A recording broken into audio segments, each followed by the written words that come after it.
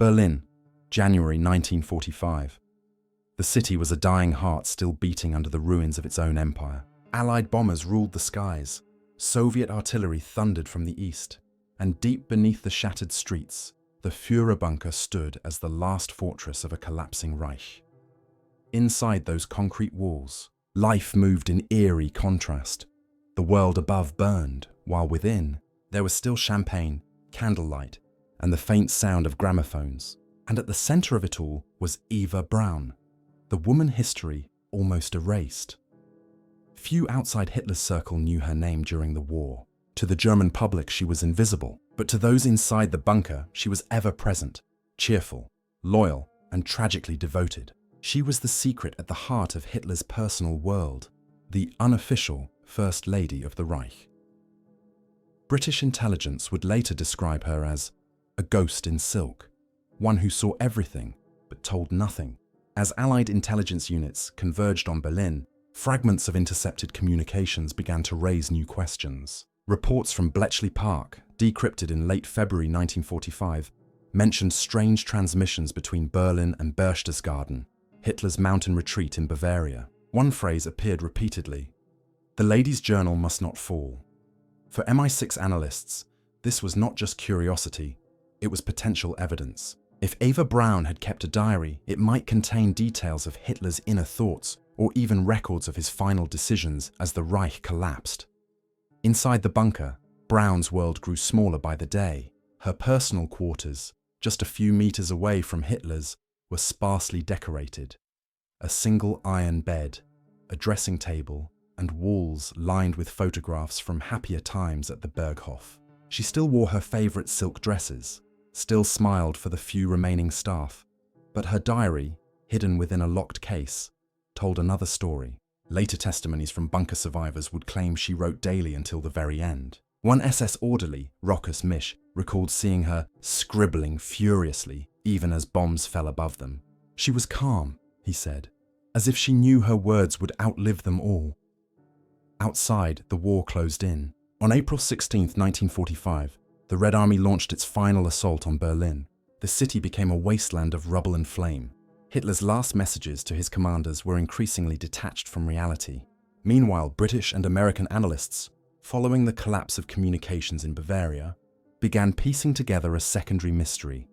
A series of encrypted transmissions marked Ober Kommando Personal, EB. They were short, erratic, and referenced packages being moved under the Eagle's shadow. No one could decipher them at the time, but post-war investigations would later connect them to the evacuation of personal belongings, including several crates believed to have come from Braun's villa. In those final days, Eva Braun's role was both intimate and invisible. She hosted small dinners for the bunker staff, comforted secretaries, and even laughed when power failed. Yet beneath that fragile cheerfulness was a growing dread, a realization that the world she'd built around Hitler was collapsing faster than the walls that protected them. Her writings, it is believed, captured that descent into fatal devotion. Love in the face of annihilation. When she made the decision to return to Berlin from Munich in April 1945, her sister Gretel begged her to stay. Eva's response was chilling in its simplicity. "He belongs to me, and I belong to him. The place for a wife is with her husband."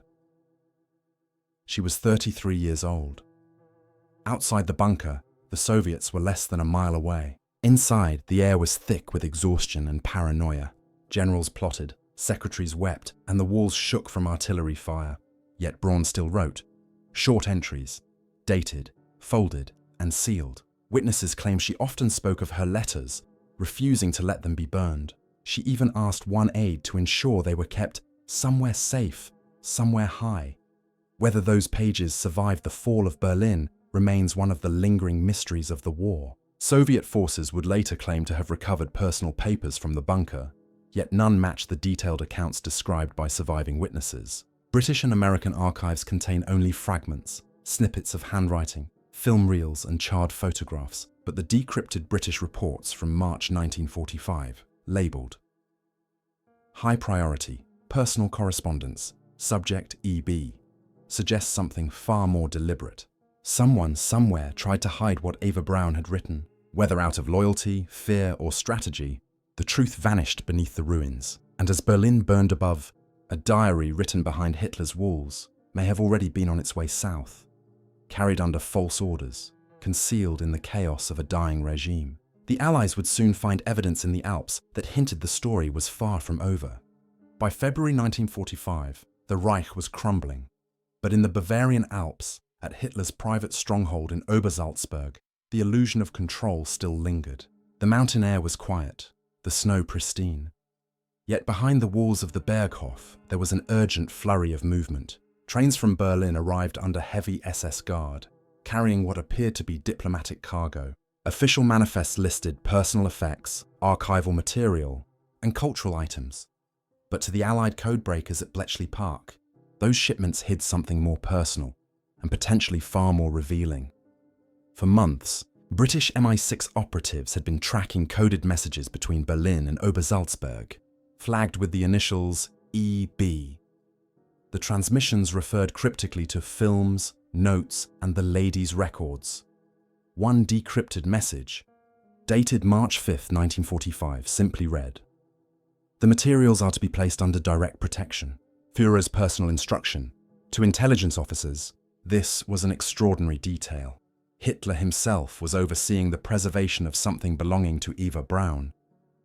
At that time, Eva was still in Munich, living a strange half-life between privilege and isolation. The Allies were advancing from both fronts, and German morale had collapsed. Yet couriers continued to arrive from Berlin, carrying sealed crates marked with her insignia. EB. Some contained her Leica cameras and reels of home movies, others letters written in her careful hand. She recorded scenes from happier days, garden picnics, mountain vistas, and Hitler playing with his dogs, now packed away as relics of a world fading into dust. What caught the attention of the Allies, however, was not what these shipments contained, but how they were moved. The logistics were handled by a small SS detachment under Sturmbannführer Wilhelm Zander, part of Hitler's personal staff. Zander's orders came directly from Martin Bormann, Hitler's powerful secretary. The convoy route ran through Salzburg, then into Austria, where it disappeared from Allied surveillance. MI6 agents working with the French resistance in that region later reported a series of airstrikes on disguised supply vehicles, one of which was believed to carry sensitive documentation. After the war, US Army intelligence files, later declassified under Operation Tycom, revealed that an intercepted letter from Obersalzberg to Berlin mentioned the Frau's notes secured at Eagle's Nest. The Eagle's Nest, or Kelstein House, was Hitler's mountaintop retreat overlooking Berchtesgaden. There, at 1,934 meters above sea level, Braun often hosted guests and took photographs of the Alpine sunsets. But in the final months of the war, it became more than a retreat. It was a vault. Rumors circulated among the staff that Braun had ordered her private writings sealed in a metal chest and hidden beneath the complex's lower levels. Meanwhile, across the Channel, the Allies grew increasingly obsessed with psychological profiles of Nazi leaders. In London, the Political Warfare Executive, PWE, collected every personal letter, diary, and photograph they could find, hoping to piece together the minds of those responsible for Europe's destruction. The possibility of recovering Eva Braun's diaries was invaluable. Not only could they reveal the Führer's private thoughts, but they might also explain how his closest companion perceived the fall of their world. In March 1945, an internal MI6 memorandum titled "Personal Property of Hitler's Mistress, Possible Intelligence Value" circulated between the departments. The document, marked Eyes Only, speculated that Braun's writings may contain insight into Führer's health, morale, and strategic intentions during final phase. But it also warned that the materials may have been destroyed or relocated under the pretext of personal evacuation. Unbeknownst to the British analysts, US forces were also tracking similar leads. OSS operatives stationed in neutral Switzerland had intercepted information from German couriers fleeing across the border, some carrying documents believed to originate from Obersalzberg. One Swiss informant described a trunk of writings and photographs belonging to the Führer's lady being smuggled toward Innsbruck. No one knew if it reached its destination, Inside Germany, the story was different. Eva Braun continued to write and film, even as the Reich collapsed.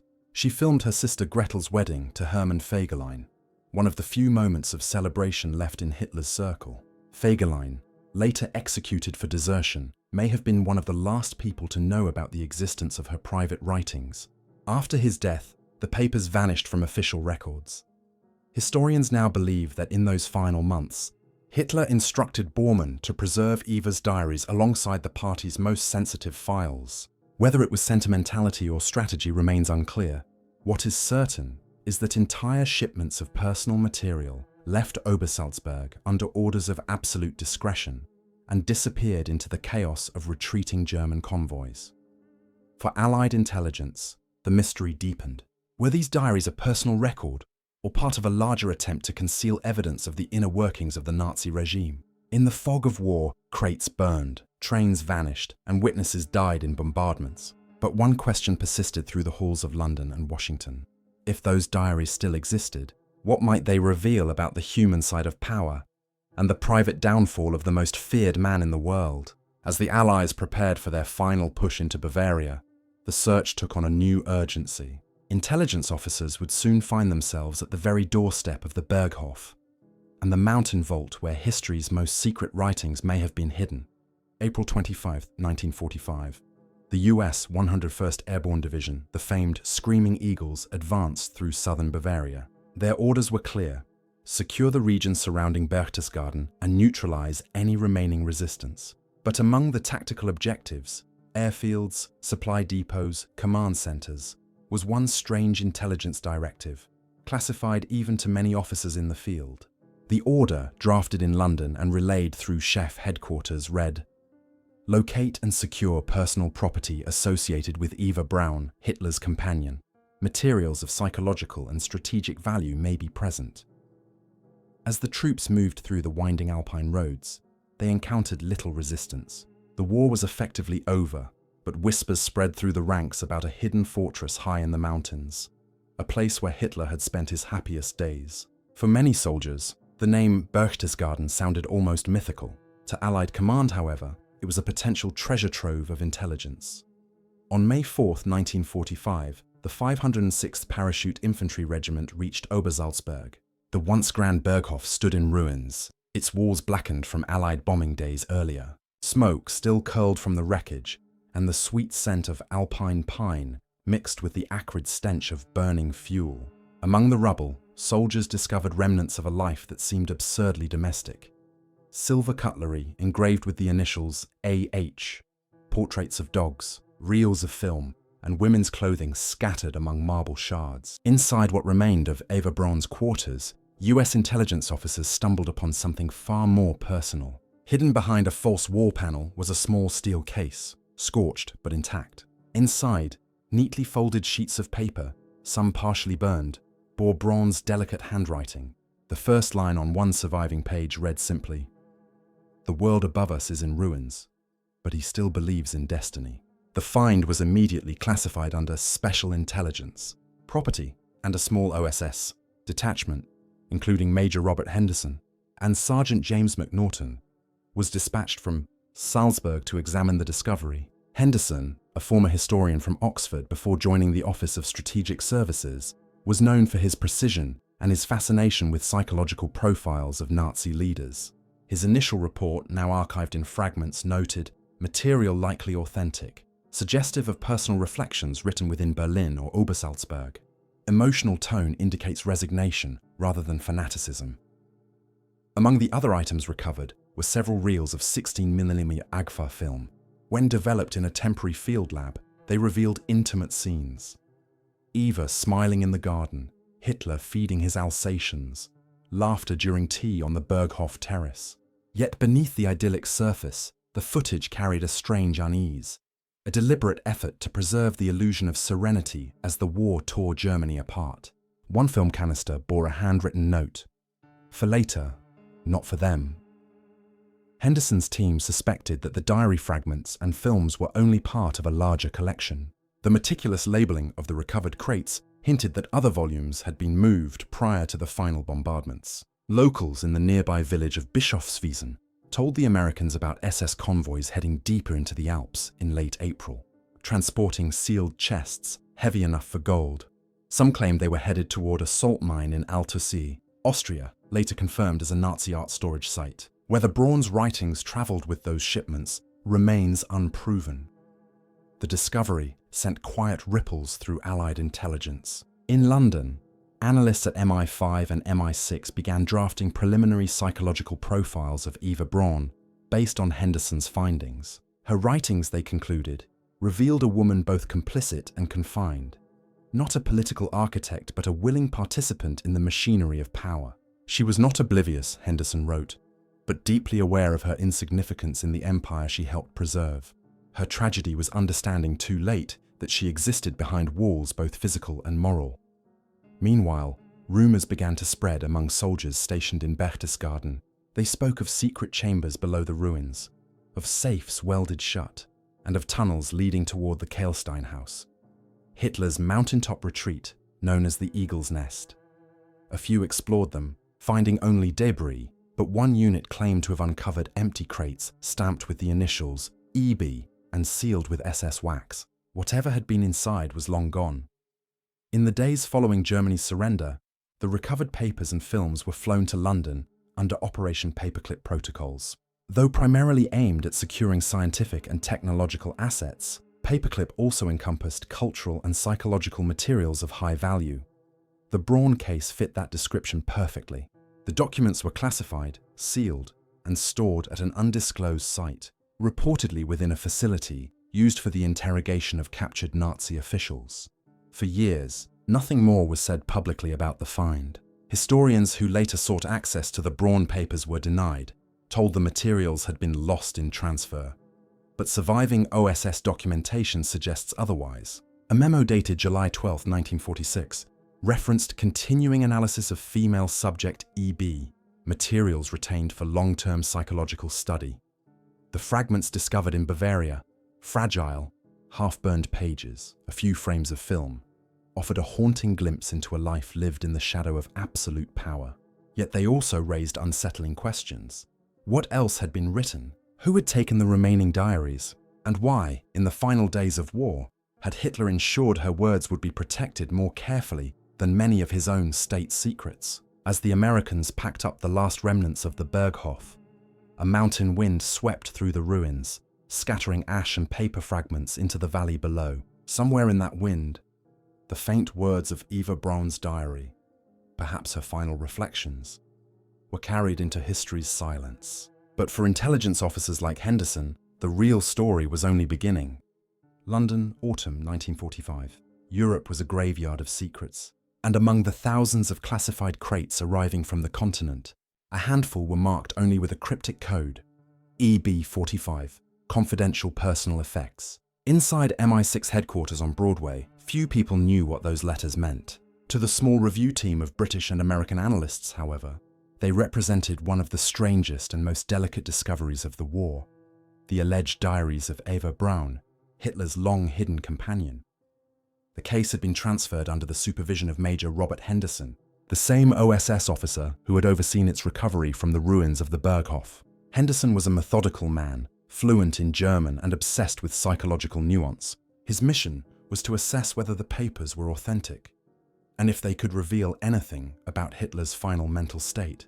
The Joint Review Committee operated out of a nondescript building near Grosvenor Square, hidden under the title Post-War Cultural Documentation Unit. The atmosphere inside that office was one of controlled tension. Britain was exhausted, still rationing food and coal. Yet behind closed doors, the war had not truly ended. Intelligence agencies across Europe were racing to secure what they called moral documentation, the personal records of the Nazi inner circle. Diaries, letters, photographs, even the smallest fragments could illuminate the psychology of tyranny. But with Eva Braun's writings, there was something different, a tone of intimacy that defied propaganda and politics alike. Henderson's preliminary report, written in December 1945, described the materials as intensely private reflections, devoid of military content, but of potential historical and psychological significance. He noted repeated phrases of isolation and resignation, such as, "The bunker is the end of everything. And we are ghosts, living for him. Another entry referred to walls without windows, a phrase later echoed in the memoirs of those who had survived the Führerbunker. Some of the handwriting matched verified samples from Braun's letters to her family. Others were less certain. The ink composition and paper type varied, suggesting multiple time periods of writing. Forensic tests by British analysts indicated that some pages were produced before 1943, while others were written mere weeks before the fall of Berlin. Henderson believed the diaries spanned her life from the Berghof to the bunker. Yet, as the review continued, anomalies appeared. Certain sections were torn, words deliberately blacked out, and entire pages missing. The physical damage, Henderson wrote, is consistent with intentional destruction prior to capture. But there was also evidence of editing, added notes in another hand, likely an aide's or even Bormann's. The possibility that portions had been altered or censored inside Germany troubled the team. What was so dangerous that it needed to be removed before the Allies arrived? Among the most chilling entries was one allegedly dated April 28, 1945, the day after Hitler learned of Himmler's attempt to negotiate with the Allies. It read, "He speaks to no one now, only to himself. He says, the walls listen." For Henderson, this sentence alone justified the classification level. "It is not propaganda," he later wrote in a private memo. "It is a witness account of collapse, personal, psychological, and absolute." The documents were reclassified as top secret, eyes only. Copies were made for the OSS, now transitioning into what would soon become the CIA, and the originals were sealed in the United Kingdom's War Office archives. But then abruptly, the files disappeared. Henderson's final report, completed in February 1946, was logged, signed, and never seen again. In the following months, quiet inquiries were made. MI5 requested access for internal review. They were denied. When the Americans asked for confirmation of receipt, British records claimed material not traceable. Henderson himself was reassigned to Berlin under the newly formed Control Commission. In later correspondence, he referred cryptically to our mountain papers, now buried deeper than ever. Historians piecing together the paper trail decades later discovered further inconsistencies. In 1953, during a declassification sweep, a War Office clerk listed an EB case file among destroyed materials of negligible intelligence value. Yet multiple handwritten annotations, still preserved, show the phrase "retain indefinitely" crossed out and replaced by "remove from registry." No explanation was provided. For Henderson's team, the loss of the documents marked the beginning of years of speculation. Some believed the diaries had been transferred to American custody, perhaps to Fort Meade or Langley. Others suspected a cover-up, not for scandal, but because the writings revealed too much about the psychological manipulations inside the Nazi hierarchy. There were even rumors of surviving carbon copies kept by one of the typists in London, though none have ever surfaced. The surviving notes from Henderson's drafts remain haunting in their simplicity. One reads, "She knew more than she was meant to. Her diary is not a record of love, but of captivity disguised as devotion." Another, "Within those walls, power was humanized, and that was the true danger. Not a monster, but a man, and she saw it." The mystery of the vanished report remains one of post-war intelligence's quiet legends. A story whispered among archivists and historians who suspect that somewhere, behind layers of redaction and secrecy, the full content of Eva Braun's diary still lies hidden. And for those who handled the material, one question lingered like an echo in the halls of British intelligence. If these pages could humanize the dictator, could they also challenge the very narrative that justified the war? Whatever the answer, the files were buried, not just to protect the past, but to control how it would be remembered. By the time the Cold War began, the EB files were already fading into rumor. Henderson's career ended abruptly. His name disappeared from OSS directories. Yet one of his final notes, recovered decades later, carried a simple line: "Truth survives in silence." It was signed, R.H. London, 1946. Washington, D.C., 1952. 7 years after the guns of Europe fell silent, a new kind of battle was underway. one fought not on the fields of Normandy or in the skies over Berlin, but in the archives, filing rooms, and whispered corridors of intelligence agencies. In the early years of the Cold War, secrets became weapons. Files once classified for wartime security were now tools for diplomacy, leverage, or silence. And somewhere within that ocean of secrecy lay a legend that refused to die: the missing diaries of Eva Braun. It began quietly, as many post-war mysteries do. In late 1951, an anonymous letter reached the Times Literary Supplement office in London. It claimed that a cache of private diaries belonging to a female member of the Führer's household had surfaced in Washington, sealed in military custody. The letter was unsigned but bore a single typed signature, EB. Within weeks, similar rumors appeared in the German press, suggesting that the personal writings of the Führer's mistress had been taken west by Allied intelligence and were now being studied for moral evaluation. The US National Archives quickly issued a statement: no such documents are held or known to exist. But the denial only fanned the fire. In reality, fragments of the Braun materials had indeed been transferred from British to American custody in 1947.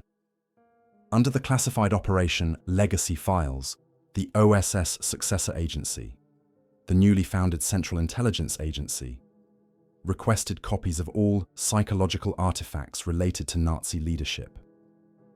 These included diaries, letters and films recovered from Germany, many still marked top secret cultural material.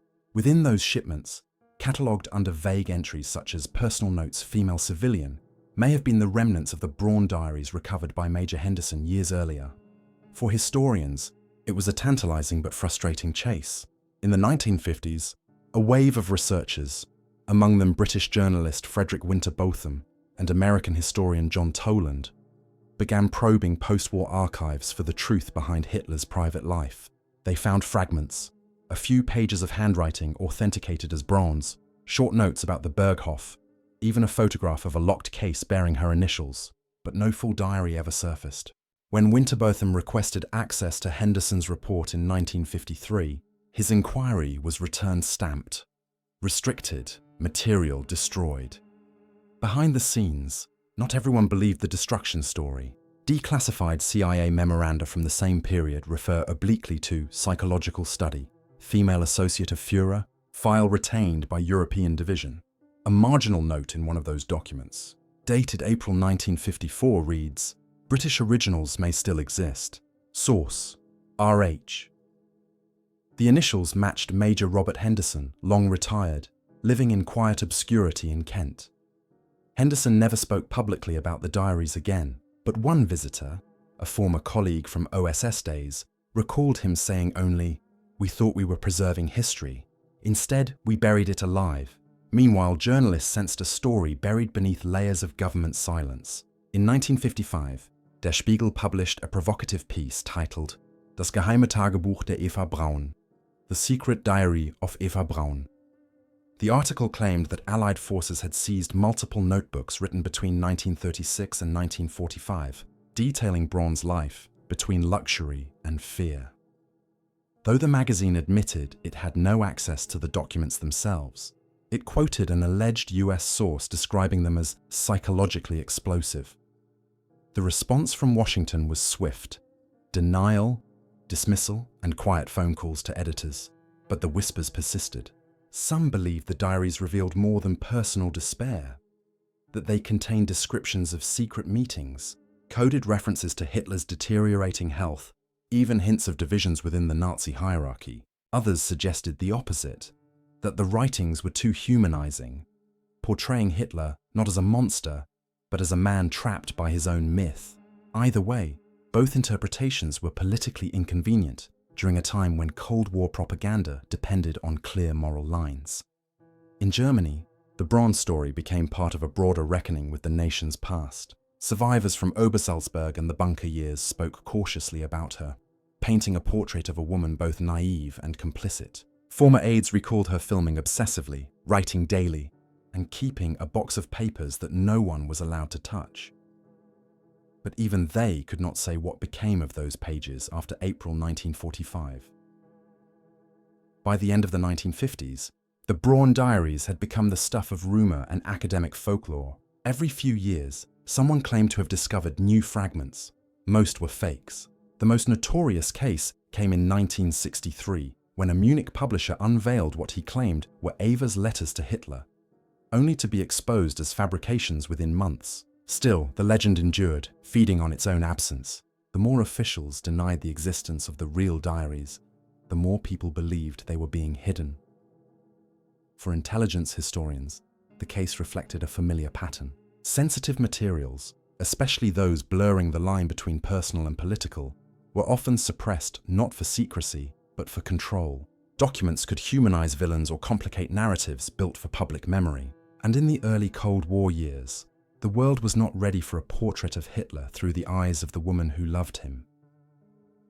By 1952, the US National Archives maintained only a single index card referencing the Braun collection. It read, "Property of OSS, Psychological Evaluation, Female Civilian Associate of Adolf Hitler. See file, Henderson Report." The report, as always, was listed as missing, but in 1956, a final trace appeared. A classified inventory from a CIA cultural archive listed one sealed box under Special Studies, Category D, Untranslated German Manuscripts. The entry read, "Private Journal, EB, Content Unverified." The location was redacted. If it truly existed, it was the last echo of a vanished record. A voice once trapped behind Hitler's walls, now buried within new walls of Cold War secrecy. What had begun as a simple act of preservation had become a decades-long act of erasure. And yet, for every denial and every missing file, the question lingered across continents and decades. What did Eva Braun write that could not be seen? The answer, it seemed, was locked away. Not in the ruins of the Third Reich, but in the hidden chambers of post-war intelligence. Today, more than 8 decades after the fall of Berlin, the fate of Eva Braun's secret diaries remains one of the enduring enigmas of World War II. Across archives in Berlin, London, and Washington, her name appears in whispers. An initial here, a fragment there, always half erased by redaction ink. What began as a wartime intelligence pursuit has since evolved into a historical mystery about truth, control, and the human side of power. The trail, though faint, never fully disappeared. In the 1970s, a British journalist named Michael Partridge stumbled upon an unmarked file in the Public Record Office. Inside were carbon copies of correspondence between Major Robert Henderson and his OSS counterparts from 1945. The subject line read, "Personal Writings, EB, Authenticity Confirmed." The file was incomplete. Several pages had been removed decades earlier, but a surviving memo referenced psychological content and moral implications unsuitable for public release. Partridge's article on the find, published in The Observer, reignited the debate. Did the Allies suppress Eva Braun's voice because it revealed too much about the dictator's humanity? From that point onward, historians began a slow, careful excavation of the myth.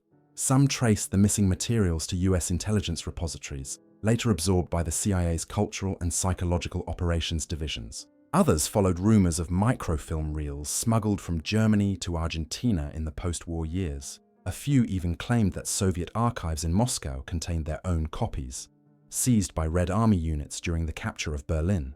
None of these leads, however, have ever been substantiated. What remains certain is that fragments of Eva Braun's writings did exist, recovered, reviewed, and later concealed. Photographs of partially burned pages found at Obersalzberg are authentic, verified by forensic analysis of the ink and paper. Her handwriting, distinct and ornate, matches confirmed letters she sent to her family. A handful of lines, preserved in translation within Henderson's surviving notes, offer a rare window into her state of mind. He dreams of an empire that is already gone. "I dream of sunlight, but even sunlight now feels forbidden."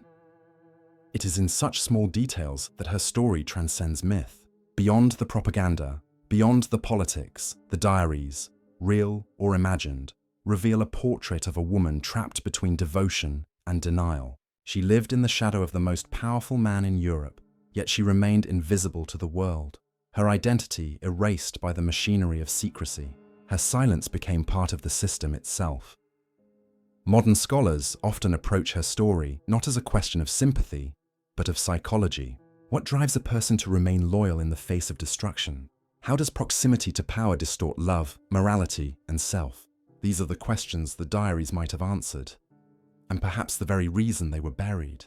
Henderson himself seemed to recognize this. In his last known letter, written in 1961 to a colleague in Cambridge, he reflected, "History remembers events, not emotions, but sometimes emotion is the truest record of them all."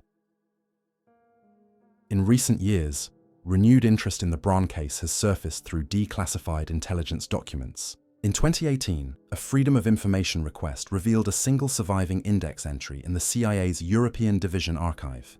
Subject: EB materials, retained under Historical Sensitivity Protocol. No files were released, but the entry confirmed what many had long suspected.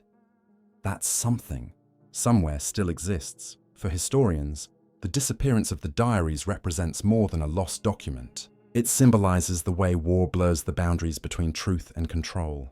The Allies, in their rush to understand the Nazi mind, collected everything: diaries, paintings, films, then decided which stories the world should and shouldn't see. Eva Braun's voice, entangled in that moral calculus, became collateral damage in the shaping of post-war memory. Yet the legend persists. Every few years, rumors surface: a forgotten trunk in an Austrian farmhouse, a private collection in Buenos Aires, an anonymous auction listing. None have yielded results. But perhaps the truth lies not in finding a physical diary, but in understanding what her disappearance means. It is a story about silence, the silence of those who loved, those who served, and those who watched history happen behind walls. If one listens carefully to the surviving fragments, the notes, the photographs, the testimonies, a subtle image forms, not of glamour or romance, but of captivity. A young woman writing in the dim light of a bunker, recording a love she could not justify, a life she could not escape. Her words, whether lost or hidden, are the echo of that confinement. The war ended in the ashes of Berlin, but its secrets lived on in archives, in rumors, and in the faint ink of a vanished diary. And as historians continue to sift through the evidence, one question refuses to fade. Not what Eva Braun wrote, but why the world was never meant to read it. In that unanswered question lies the true power of her secret diaries. Not as documents of history, but as reflections of the human cost of power itself. The lives lived behind walls, the truths erased to protect empires, and the voices lost in the name of control.